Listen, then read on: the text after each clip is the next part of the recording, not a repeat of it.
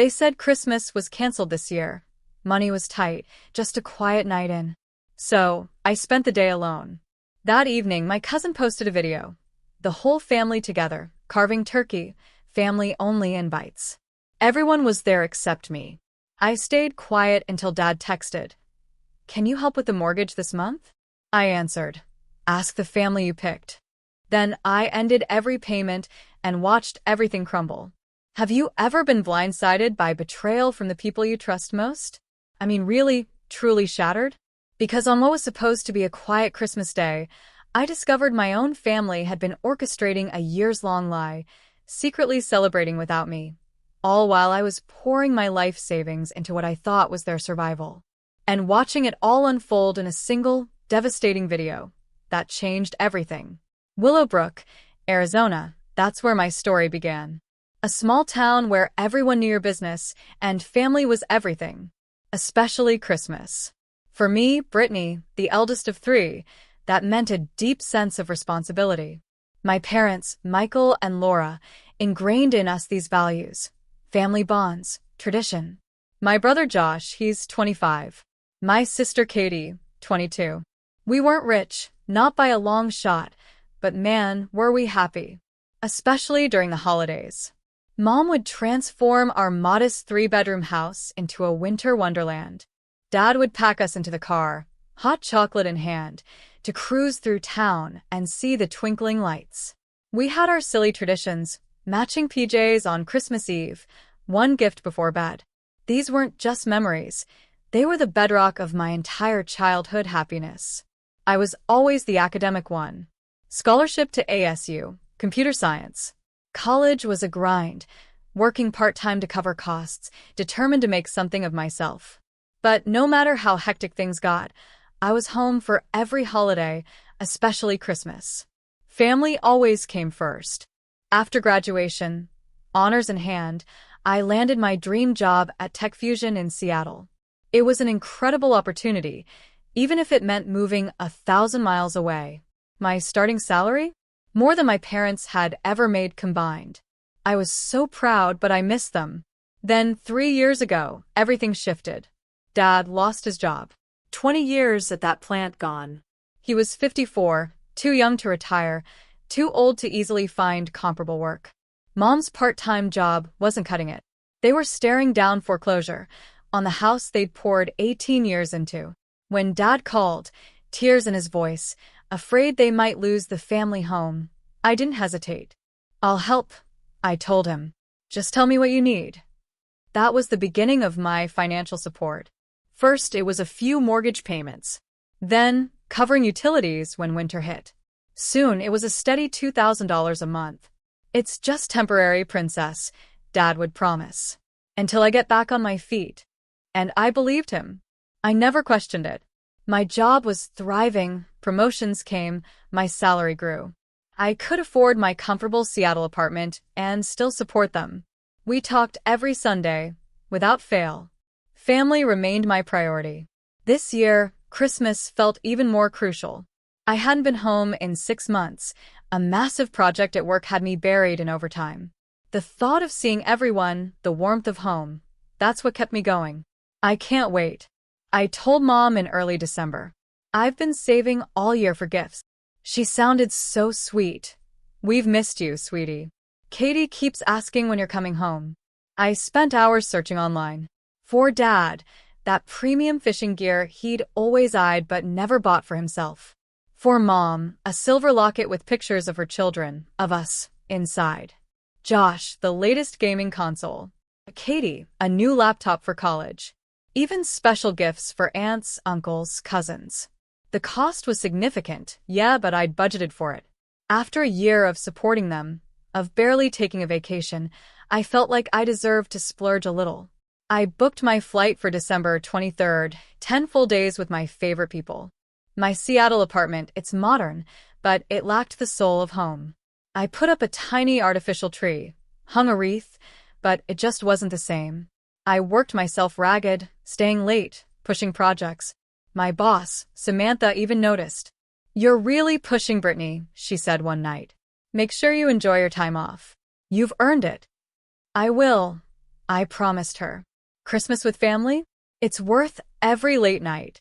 I found myself daydreaming, sledding with Josh and Katie at Pinehurst Hill, just like when we were kids, helping Mom bake her famous gingerbread cookies while Dad, secretly, snuck bites of dough. All of us gathered around the fireplace, opening gifts, carols playing softly. The anticipation was my lifeline. It had been a tough year, and the weight of their financial situation, it felt heavy sometimes. But their faces when they opened their gifts, the hugs, the laughter, that made everything worthwhile. Christmas was going to be my reward. 2 weeks before my flight, I shipped those carefully wrapped gifts. I texted Mom, "Keep these hidden, they're special. Can't wait to see everyone's reaction." That was the last normal conversation we had, before everything changed. It was a Wednesday evening, just 11 days before Christmas. I'd just dragged myself home from a 10-hour day, exhausted. My phone rang, Mom's familiar ringtone. I answered with a smile, expecting to talk about last-minute plans. "Brittany, honey." Her voice was strange, hesitant. "I need to talk to you about Christmas." Something in her tone. It made me sit down. My stomach clenched. "What about it? Is everything okay?" "Well, your father and we've been talking. We think it might be better to skip the big celebration this year. Money's just too tight. We're feeling overwhelmed." I frowned, utterly confused. "Mom, I've been helping with bills all year. I'm happy to bring extra for the holidays." "It's not just that," she continued, her voice so distant. "We're just going to stay in. Nothing special. Maybe it's better if you save your vacation days." This didn't make sense. Christmas was sacred to us. We'd celebrated even in the toughest times when I was growing up. "Mom, I already bought all the gifts. They're on their way. My flight is booked." She sighed. "The gifts are too much, Brittany. We can't match that kind of spending, and it makes everyone uncomfortable." Uncomfortable? A knot of dread started tightening in my stomach. "I don't expect anything in return," I insisted. "I just want to see everyone. We can do a simple celebration. I'll cook dinner myself." Muffled voices on the other end. Then Dad came on. "Princess," he used my old nickname, but his tone was ice cold. "We're just staying in this year. Nothing special. A quiet day for your mother and me." "But what about Josh and Katie? The cousins? We always spend Christmas together." "Everyone understands," he said firmly. "It's just 1 year. We'll do something next summer." I tried everything. Offered to book a restaurant, suggested a shorter visit, even just immediate family. Each idea was met with the same cold. "We're just staying in. Nothing special. This year." By the end of the call, I felt utterly deflated. But I tried to be understanding. They'd been through a lot. Maybe the pressure was too much. But canceling everything? It felt extreme. "I can still send the gifts, right?" I asked before hanging up. "If you want to," Mom replied, sounding strangely disinterested. "But don't expect anything elaborate in return." I sat there, staring at my little artificial tree. The joy, the anticipation gone, replaced by a hollow confusion. Disappointment. I tried to be mature. They were stressed, I knew that. The next day, I canceled my flight. No refund, just a credit. Another punch to the gut. I texted my siblings. Josh gave a brief, "Yeah, tough year." Katie? Nothing. Silence. What was going on? I tried to maintain some holiday connection. Suggested a group video call on Christmas morning. Mom claimed spotty internet. I offered to send a care package with our traditional cinnamon roll ingredients. Dad texted back, watching our sugar intake. No usual breakfast this year. Each rejection felt stranger than the last. My parents health-conscious? Their internet unreliable? In rural Arizona? Something was profoundly off. A week before Christmas, my shipped gifts were delivered. I texted Mom to confirm. "Yes, got them," was her only reply. No excitement. No gratitude. No questions about what was inside. Just confirmation. Like I'd sent office supplies. I called. No answer. I left a cheerful voicemail, trying to hide the ache, wishing them a peaceful holiday. No call back. 3 days before Christmas, Dad texted, "Nothing special happening here on Christmas Eve or day. Just staying in. Don't worry about calling. We might turn phones off to relax." That message felt like a physical blow. Don't worry about calling. In 28 years, I'd never spent Christmas without talking to my family. Now they were actively discouraging it. My family became increasingly distant. Josh stopped replying. Katie said she was super busy with friends. My parents' messages grew briefer, but I kept sending cheerful texts. I still clung to hope that on Christmas Day, they'd reach out, change their minds, show some warmth. I tried to ignore the growing dread. Those gifts? Weeks of thought, a chunk of my savings. The thought of them sitting unopened, or worse, opened without care, it hurt. But more than the money, it was the emotional investment. Each gift was my love, my desire to bring them joy, despite the distance. Christmas Eve. Seattle was buried in a heavy snow. Usually, I'd be calling my family, wishing them a Merry Christmas Eve. This year, my calls went straight to voicemail. That night, I fell asleep, phone clutched in my hand, praying for a message that never came. Christmas morning. Silence. No excited calls, no group texts. Just the hum of my apartment and neighbor's TV. My first Christmas alone. In 28 years. The reality hit me like a physical punch. I checked my phone. Nothing. A stark emptiness that mirrored the ache in my chest. "Merry Christmas to me," I whispered to the empty room. I'd tried to make my apartment festive. The little tree, gifts from coworkers for my best friend Amy. Lights, a scented candle. Now, they felt like sad imitations. I made coffee. What do? I declined all invitations, foolishly hoping my family might change their minds. Now, just hours of solitude. I called Mom and Dad's home phone, then their cells. All to voicemail. I left a bright, cheerful message, trying to sound upbeat. "Hi, Mom and Dad. Just wanted to wish you a very Merry Christmas. Hope you're having a peaceful day, just like you wanted. I love you both and miss you. The gifts are from me, of course. Hope you like them." My voice sounded fake even to me. I tried Josh. Katie. Same thing. Voicemail. My sense of isolation deepened. I decided to cook a small holiday meal. Not Mom's turkey, but something special for me. As I chopped and stirred, I found myself talking out loud, narrating like a cooking show. "Now for the glaze, just brown sugar, a bit of mustard." My voice echoed in the empty apartment. I swallowed hard against the lump in my throat. By 3 p.m., it was ready. I set my small table with my best dishes, lit a candle, even put on a nice sweater.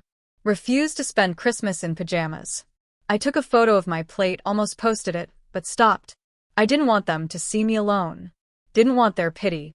The food tasted like nothing. Mechanical. I left half of it. I opened my few gifts, a scarf, a bottle of wine. Amy's was last. She always put thought into things. Inside, a beautiful photo frame. A picture of us from college graduation, arms around each other, huge grins. Her note. "For your new place. Never forget who's always in your corner. Love you, friend." Tears welled up. Amy and I, instant friends since freshman year, despite the distance. She'd invited me to Boston, but the last-minute flight was impossible. I texted her back. "Love it. Love you. Merry Christmas." Her reply. "Merry Christmas. How are you holding up alone?" I hesitated, then typed. "It's harder than I expected. No word from family yet." "That's weird," she wrote. "Have you checked social media?" I hadn't. I'd been actively avoiding it. But her suggestion planted a seed. If they were having a quiet day, there'd be nothing to see, right? "I'll check later," I told her. Watching Christmas movies now. I wasn't. But I needed time. A part of me feared what I might find, though I couldn't say why. The afternoon crawled into evening. Outside, snow blanketed Seattle. In Arizona, it would be mild, sunny. I picture my childhood home. Quiet. Parents reading, watching TV. No decorations. No celebration. I tried calling again around 6. Still no answer. The silence was deafening. By 8, I was out of distractions. Cleaned the kitchen, reorganized books, stared blankly at a Christmas movie. The character's joy felt like a mockery. With nothing left to occupy my restless mind, I finally opened Instagram. I told myself I was just checking on friends, but Amy's question lingered. What if my family had posted something? I didn't have to look far. A notification popped up. Jackson Williams went live 30 minutes ago. Jackson, my cousin. My dad's sister's son. We grew up together. Friendly but not close. My thumb hovered. Hesitation mixed with a morbid curiosity. If it was a quiet, scaled-back Christmas, there'd be nothing notable. I tapped the screen, and my world collapsed. There it was. My childhood home. But it was nothing like the quiet, minimal Christmas my parents had described. The living room was transformed. Elaborate decorations. A massive tree. Piles of brightly wrapped presents. Garlands draped the staircase. Festive centerpieces everywhere. But it wasn't just the decorations that sent a shockwave through me. It was the people. The house was full, brimming with familiar faces. My brother Josh, lounging on the couch, wearing a new sweater I didn't recognize, laughing. Katie, cross-legged by the tree, sorting gift tags with younger cousins. Aunts and uncles, clustered in conversation, wine glasses in hand. And there, in the center of it all, my parents. Mom in a beautiful red dress I'd never seen, hair freshly styled. Dad in a new button-down shirt, carving a massive turkey on the dining room table. Annual Williams family Christmas feast. Jackson narrated, panning the room. Everyone's here for the big day. Everyone. Family obligations. Asterisk my brother Josh. 3 invitations to visit Seattle. All declined. Work commitments. Schedule conflicts. Not a good time. Never an alternative. My family hadn't just excluded me from this Christmas. They'd been systematically cutting me out of their lives, while still taking my money. I'm looking at my financial statements, I told Amy, my research relentless. After the monthly transfers and the extra help, I've given them nearly $80,000. Jesus Christ, Amy breathed. That's a down payment on a house. A huge chunk of retirement savings. And there's no indication they were ever in danger of losing their house. I continued, pulling up property tax records. Mortgage payments were consistent. No liens. No financial distress. They lied about the fundamental reason you were sending money, Amy stated flatly. That's not just taking advantage, Brittany. That's fraud. The word hung heavy, harsh, accurate. My own parents. Defrauding their daughter. I kept making excuses for why I couldn't visit more often. Work was too busy. But they never invited me home. Not once. Because they didn't want you to see how they were living, Amy concluded. You might have noticed the disconnect. The knot of anger, of hurt, tightened. This wasn't a misunderstanding. This was calculated. Ongoing. Exploitation. By the people I trusted most. 5 major family events in 1 year. All hidden from me.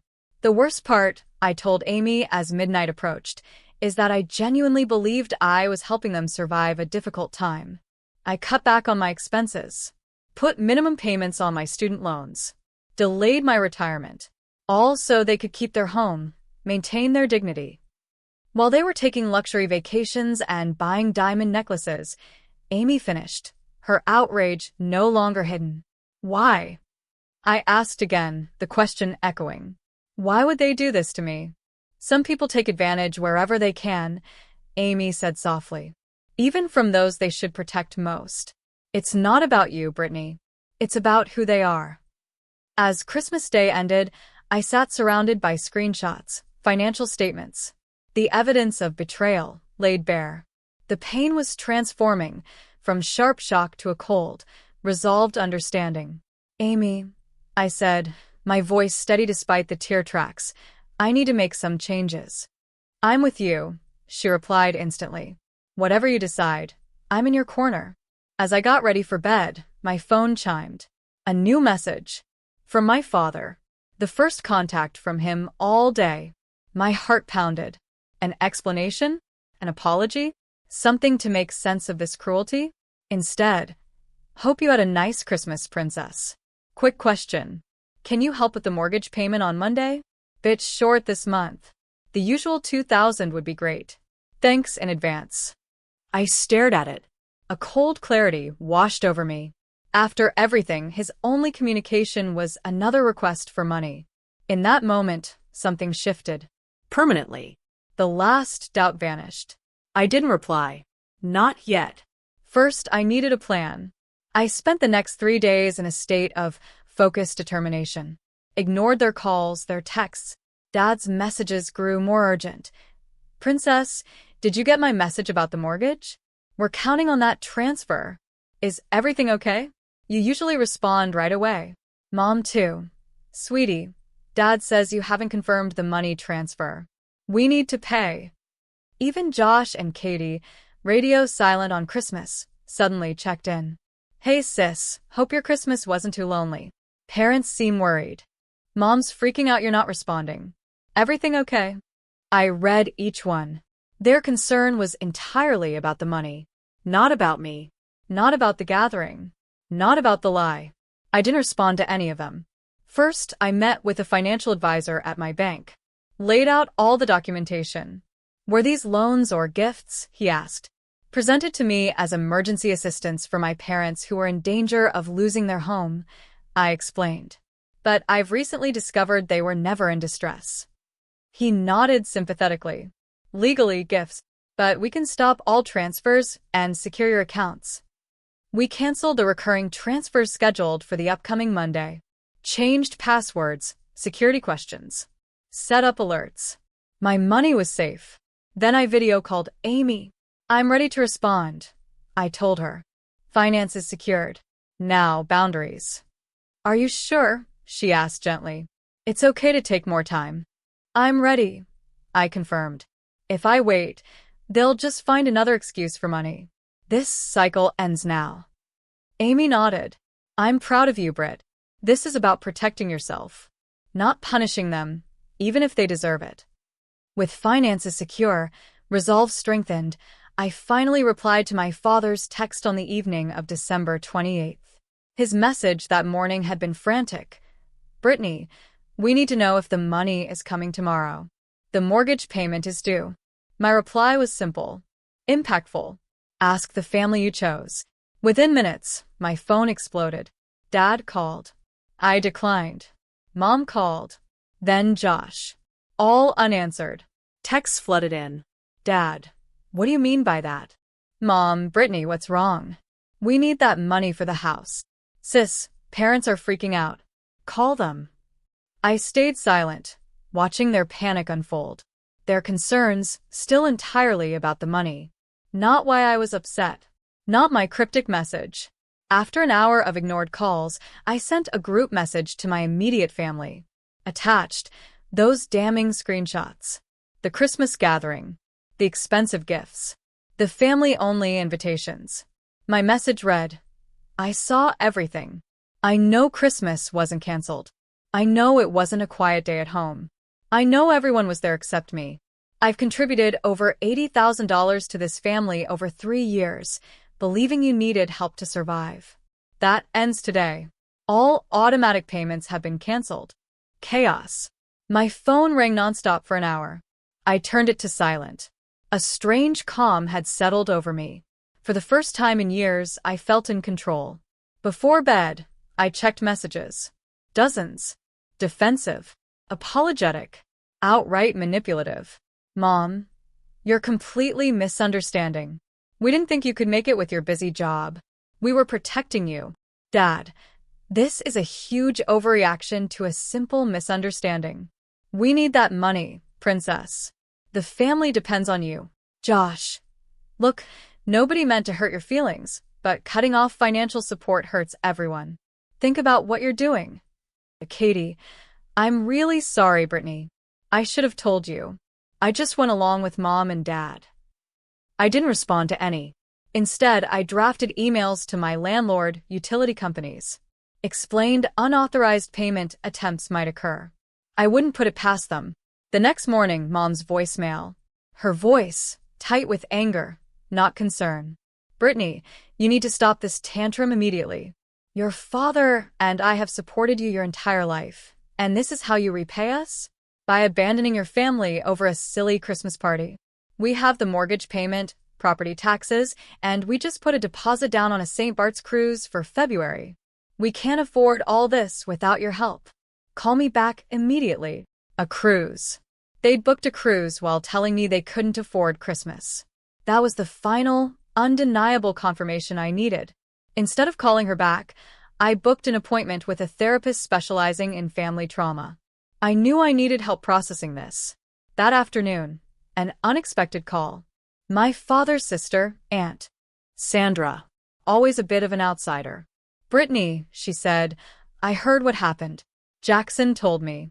I had no idea they told you Christmas was canceled. Her words had a ring of truth. I've been sending them money for years, Aunt Sandra, I confessed. They said they were about to lose the house. A long pause. Your father didn't lose his job 3 years ago, Brittany. He took early retirement, with a pension package. They've never been in danger of losing the house. The revelation hit me like a physical blow, not just manipulation, an outright fabrication of the very premise for my support. Why would they lie about something so fundamental? I asked, though I already knew.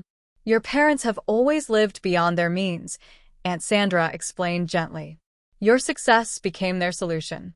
They've been bragging to the family about their clever arrangement with you, your generosity funding their lifestyle, while they maintain control by keeping you at a distance so you can't see how they're using your money. And everyone just went along with this? I asked. No one told me. Most people didn't know the extent, she admitted. I only found out when your father got drunk at Thanksgiving and boasted about how they'd trained you to send money without question. It made me sick, but I didn't have your contact information. Her honesty, painful as it was the external validation I desperately needed. This wasn't a misunderstanding. This was deliberate exploitation, enabled by silence. Thank you for telling me, I said sincerely. It helps to know I'm not crazy. You're not crazy, Aunt Sandra assured me. And you're not alone. If you need someone who understands, I'm here. Her support, it strengthened my resolve. After our call, I composed a formal email to my parents, copying my siblings.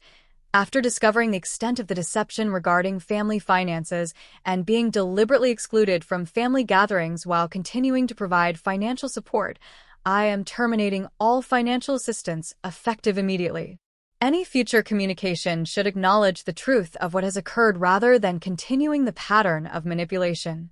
I will be taking time to reassess our relationship and what form it may take going forward, if any. The responses? Rage from Mom. After all we've done for you. Financial threats from Dad. You'll regret this when tax season comes. My brother's sudden concern for my mental health. You're not thinking clearly, sis. Maybe you should talk to someone. I forwarded them all to my therapist. Her validation was a rock. I stood firm as the pressure intensified over the following days. A week after Christmas, Dad sent one more text, showing he still hadn't grasped the situation. Look, we're sorry if your feelings were hurt about Christmas, but we really need the January mortgage payment. Can you put aside this disagreement until we figure things out financially? My response was brief. Final. The mortgage is your responsibility. My bank has been instructed to decline any attempted withdrawals from your accounts. That was the last direct communication I had with him for months. As January began, I felt a strange mix of grief and liberation.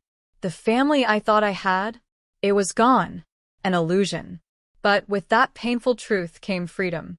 Freedom from exploitation. An opportunity to rebuild my life on honest foundations. That first month was surprisingly peaceful.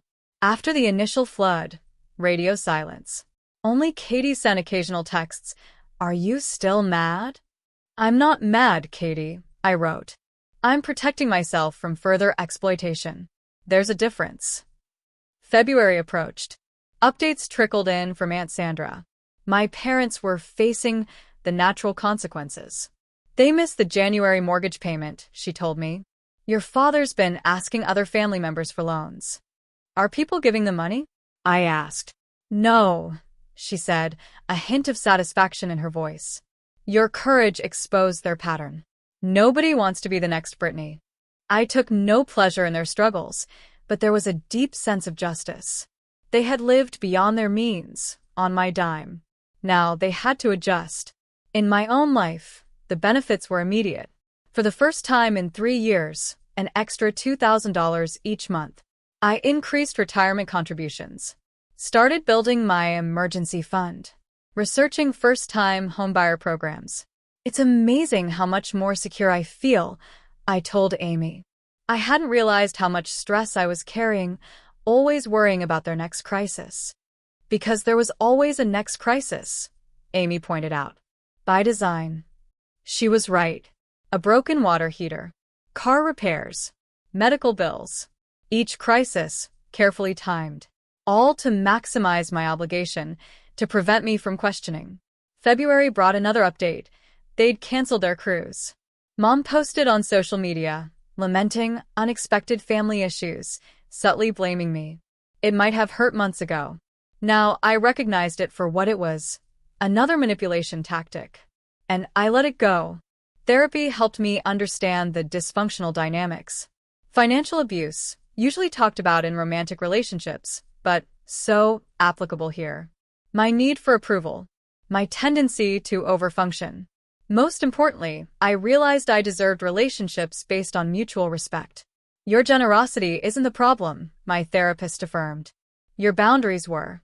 But you're fixing that now. That's tremendous growth. By March, I was building new traditions. Joined a hiking group. Accepted dinner invitations from coworkers. Even started dating again. David, a kind environmental engineer who valued honest communication above all else. I'd been so focused on proving my worth through sacrifice, I told him on our third date, having shared a simplified version of my family situation. I forgot that relationships should add to your life, not drain it. Healthy love multiplies resources, he agreed. It doesn't deplete them. As spring arrived, the first non-manipulative communication from family. From Josh. A handwritten letter that arrived in early April. I've been thinking a lot about Christmas and everything that happened after, he wrote. At first, I was angry you cut them off. But the more I've watched them scramble and blame everyone but themselves, the more I realized you might have been right. They told us you couldn't come because you were too busy, didn't want to be bothered. We believed them because it was easier than questioning. I'm sorry for my part in hurting you. I should have reached out directly instead of accepting their version of reality.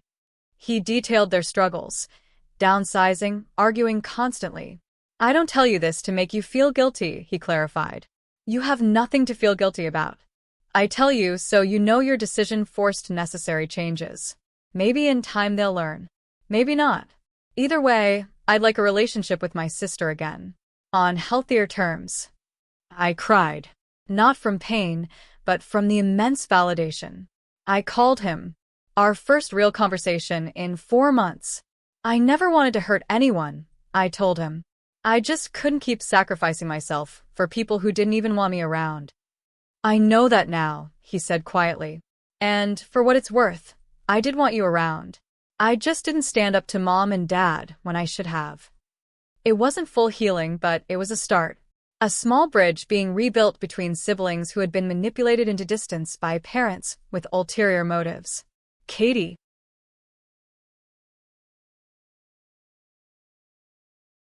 Followed with her own olive branch a few weeks later, a text admitting she knew Christmas wasn't canceled. I was selfish, she confessed. Went along with it because I didn't want to rock the boat. You deserved better from your little sister. These were meaningful steps, but I maintained firm boundaries. Monthly video calls, separate from our parents.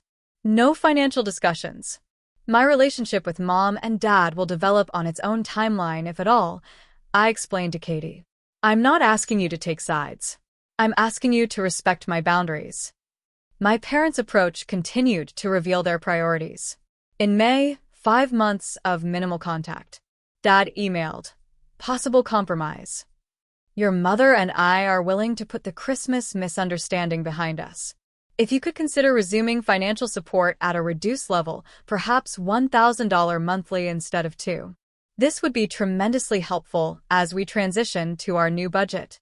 In exchange, we promise more transparent communication about family gatherings going forward.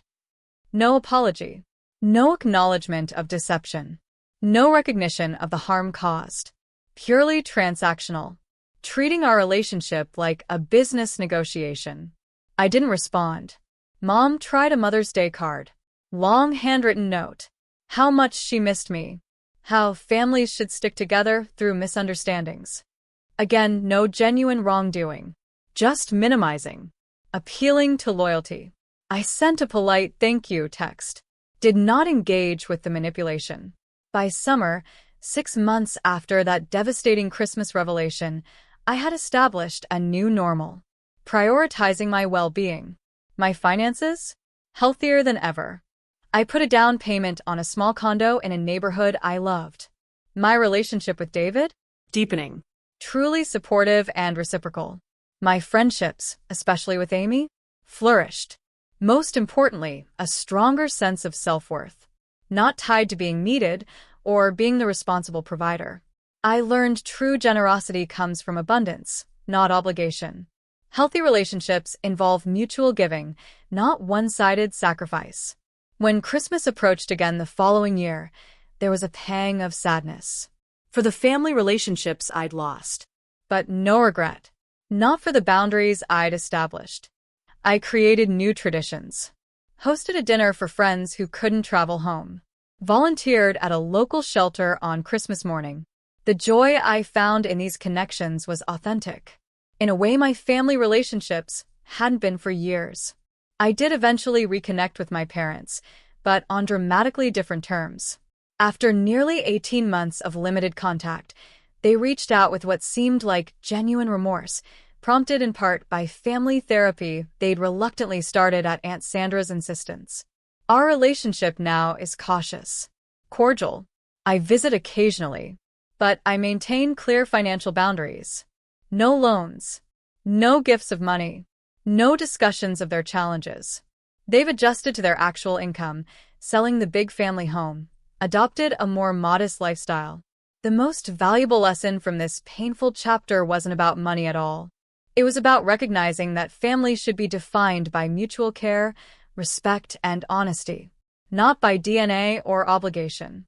It was about learning that sometimes the most loving thing you can do for others is to stop enabling harmful patterns, even if that choice brings short-term pain. And it was about discovering that my worth was never tied to what I could provide or sacrifice, but to who I am as a person, worthy of authentic connection. The Christmas that was canceled? It turned out to be the greatest gift I ever received. Not a celebration of family, but a revelation of truth that allowed me to reclaim my life and rebuild it on foundations of genuine love and respect. Have you ever had to create strong boundaries with family members, even when it felt impossible? I'd love to hear about your experiences and what you did in the comments below. Remember, setting boundaries isn't selfish. It's an act of self-respect. If this story resonated with you, please like, subscribe, and share it with someone who might need to hear this message today. Thank you for listening to my journey. And always remember, sometimes the family we choose is more important than the family we're born into.